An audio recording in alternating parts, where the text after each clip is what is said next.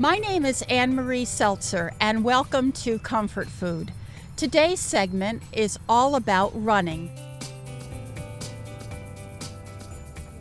Why did you decide to edit a book on running to raise money to help the One Fund? Well, one of the things that I do for a living is help other people publish their books, and I've published a few of my own. And so I have the skill set to get something like that out. It was something that I could do to help raise money. Then when I stopped to think of it and I started to talk to some of the people that I've met over the years and written for or just become friends with, it turns out that I know enough people that actually write and run or run and write to put together a book, and it turned out to be a pretty good book, I think. You have some very well-known runners who have contributed, such as Catherine Switzer. Catherine contributed actually a piece about last year's marathon. We've also got work by other people that are well known in the running community, like Amby Burfoot, who actually won the race in 1968 and was a longtime editor for Runner's World.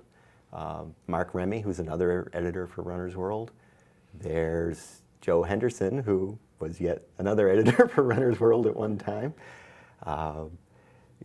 Jeff Galloway, who has written one of the most popular books on running, and actually a book that was one of the first that I bought when I started running. Last year you guided a blind runner. How did that come about?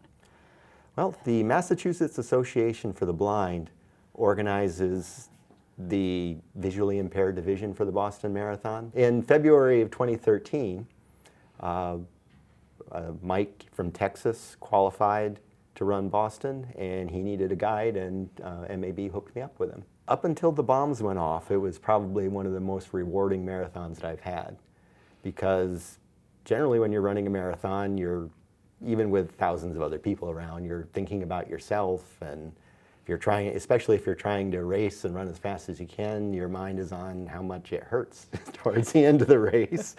But this, I was busy thinking about Mike the whole time, you know, trying to make sure he doesn't run into anybody, trip over the railroad tracks, anything like that. Sure. And that's plenty to keep you distracted from exactly how much it hurts to run 26 miles. And then as we talked about earlier, this is the 27th mile, which is a collection of articles, stories, poetry, all sorts of things related to running. There's some about the race last year, like there's a fairly detailed story of me running as a guide with Mike, but there's a lot of other stuff that's not related to necessarily to the Boston Marathon, but it's about being a runner and what it feels like to be a runner and why everybody will be out there in Hopkinton again on Patriots Day. Ray, good luck in this year's Boston Marathon, and thank you for what you're doing for the One Fund. All right, thanks. It's been fun. This is Anne-Marie Seltzer for Arlington Public News. Please join me next time for another serving of comfort food.